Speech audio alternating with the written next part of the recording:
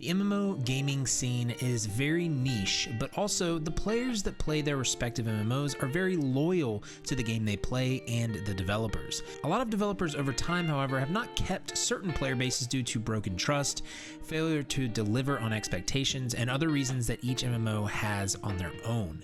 But a common avenue of thought for MMO players is they feel like they are cheating on their game if they try another MMORPG out. It leaves you feeling kind of dirty and feels like you are betraying all the time you put into this other MMO. I feel like all of us have been here. A lot of times that leads players to feeling like they have wasted their time if they move to play another game in the MMO genre. But this isn't true.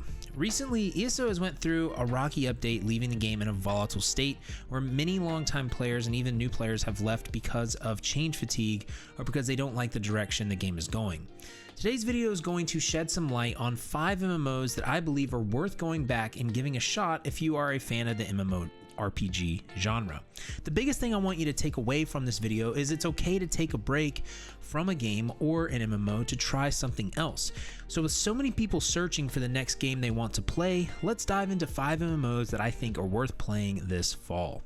Thank you again to all my members and patrons. I do really appreciate it. If you want to become a member, check out the link below in the description. You can get your name up here in the video, early access videos, and you get into our members Discord. So check all that out down below.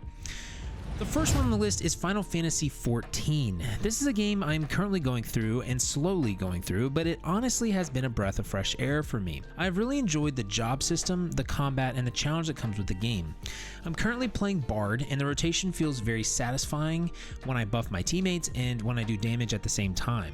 I also got this sick bow transmog that someone gave me, and I was actually really pumped by it. One of the biggest draws of Final Fantasy, which makes it easy to get into, is there is a free trial that you can basically play the base game all the way for free. Now, there are some limitations to that and all, but it's pretty good, and it's a pretty good entry point to trying the game out. So if you decide to actually get more into the game, you can buy the expansions and then pay $12.99 a month for a sub after that, which isn't too bad. Now, some of the pros and cons of this game I want to discuss here right now. Final Fantasy has a deep and long storyline and the game is basically driven by its story. The story is filled with cutscenes and some of them are unskippable. The base game cutscenes honestly dragged out and they don't have a lot of voice acting. However, I do know as you go through each expansion more and more, the voice acting gets better and it occurs more. But the one thing I will say about the story is if you don't like story-driven MMOs where you have to sit and read dialogue or sit through a cutscene and you just rather, skip everything, Final Fantasy will be a tough MMO for you to get through. I definitely felt like I was slogging through to the end of the base game and there were tons of quests that I just kind of felt were unnecessary. The base game alone took me 56 hours to complete, and that was when I skipped some cutscenes. However, I will say that if you just pay attention to the voice-acted cutscenes, you will understand the gist of the story. That's basically how I did it. Another thing that turns people away in this game is the art style. The art style is definitely like an anime / like Eastern style, and if you don't like that, you're either gonna hate it or you're gonna have to kind of get used to it, but some people really like it.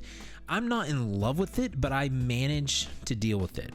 Other than that, the game is super challenging as you play the story, which makes it very worth it to me. I actually died and had mechanics and challenges from fighting story bosses. I really like that. I really like that. I also really like how the game gives you opportunities to try out in-game like activities as you progress, so you get a sense of what it's like. I did like arenas or trials or all these different like in-game activities with all these other people, and it was just really cool. This is something I think ESO could learn from. But for Final Fantasy, I do think it's worth giving a shot this year if you can get through the story content and get by the art style. Next on the list is Guild Wars 2. I played this game earlier this year and I was honestly super surprised with my experience. I didn't expect the combat to be so fast-paced, but it was actually a nice hybrid of traditional MMO mixed in with some newer MMO combat styles of ESO. It gave a nice touch to combat, and another nice thing about Guild Wars 2 was the world was actually very immersive and just unique. It definitely felt like it had its own world. It was different than a lot of other MMOs and it had its own style. I also really liked some of the cosmetics I saw people wearing too. The one thing that kind of bothered me was that you couldn't get a mount until 80, I believe, and I felt kind of bummed by that. I personally didn't like the leveling experience as I got burned out from it around level 40 something, and the leveling experience mainly is just exploring each map, finding locations, doing errands for AI, doing skill point challenge points, and this to me just kind of got to be a drag. But I will say, if you have players to do this with, I do believe this would be way more enjoyable. Even though I didn't like the leveling experience, Guild Wars 2 is very easy to get into, which is why I recommend trying it out. You can play for free, and then if you like it, you can buy the game or the X packs, and those are usually pretty cheap. They ran a deal a while back when I got them for a pretty good price. The other nice thing is there isn't a sub either, so it just makes the entry point into the game easier to try out.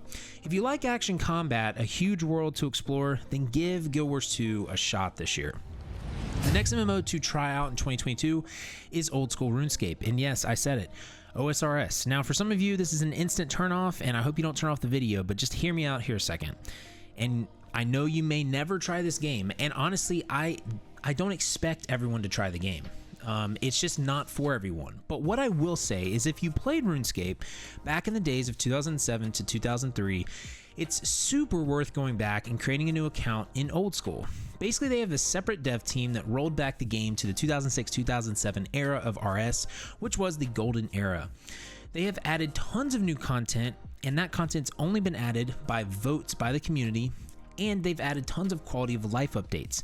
As a pure nostalgia trip, I recommend people that have played the game previously to give it another shot. It's just something that will bring back so many memories to you.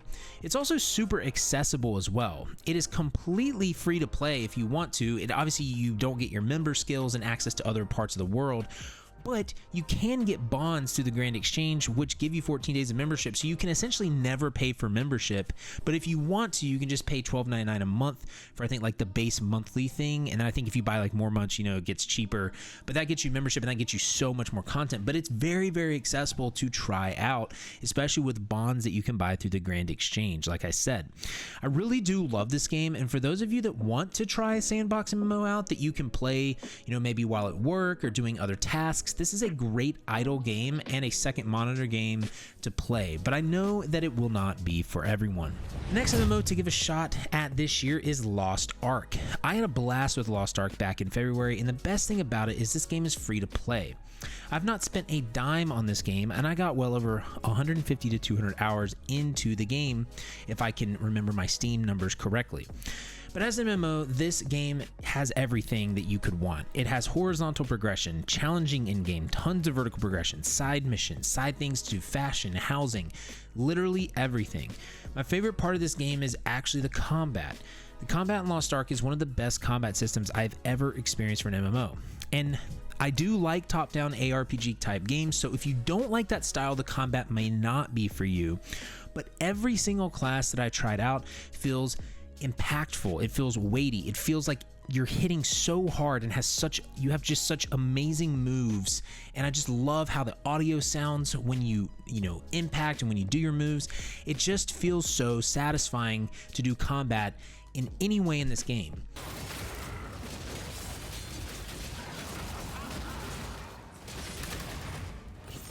The world is also very beautiful.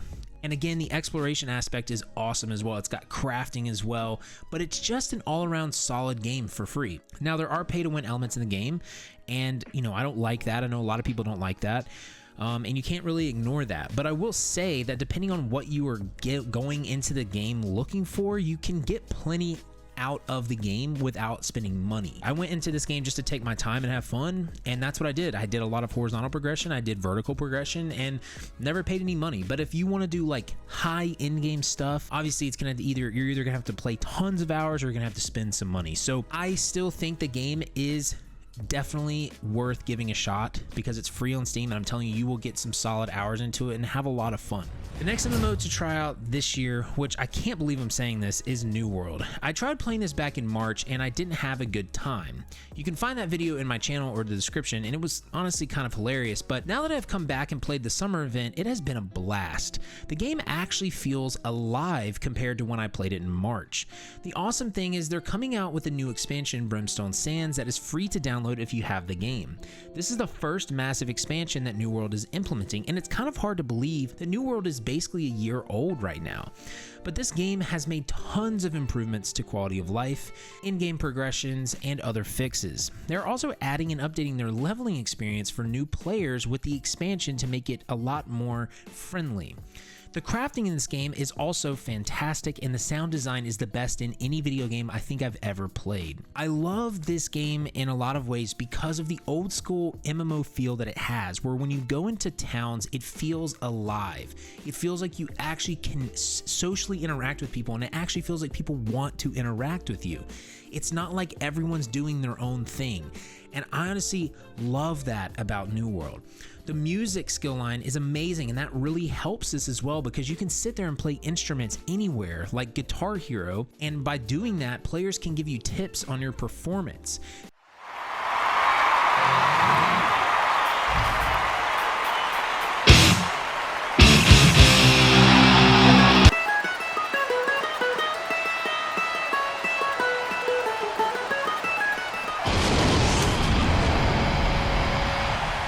So I really like that when it comes to how it builds the social aspects of the game. Now, some of the downsides to New World is, again, it can get repetitive, and sometimes the combat makes me very mad on how enemies attack you and cancel your animations, but I really think that if they continue to work on this game as they're doing and really try to improve it and listen to the community, I really think this game can be something good. And I do think it's worth giving it a shot this year because the new expansion, again, is free if you already have the game. And the game is only $40 and there is no sub to play. It's a great entry point to give a shot at an MMO that I think really does have a lot of potential. So whether or not you want to try any of these MMOs or not, or if you're going to stick with ESO, I really do want to hear what you guys have to say down in the comments section because I want to see if there's any MMOs you think that other people should try out that I didn't mention on the list. But I do think these 5 MMOs are worth your time to give a shot. And I'm serious, do not worry if you take a break from ESO because it's okay. Like, you can go back to the game and it's okay to try other games. But I'd love to hear your comments down below. If you guys do like this, make sure to like, subscribe, heavy attack that bell icon. I do stream 1 to 2 days a week. And thank you to my members and patrons again. I really do appreciate all of you. And make sure to check out these videos up at the top of the screen as well. That will be very helpful for you as you're looking for games to play or just looking for guides for ESO. But until next time, y'all just remember, have faith, be great, and I'll see you on an MMO. Later.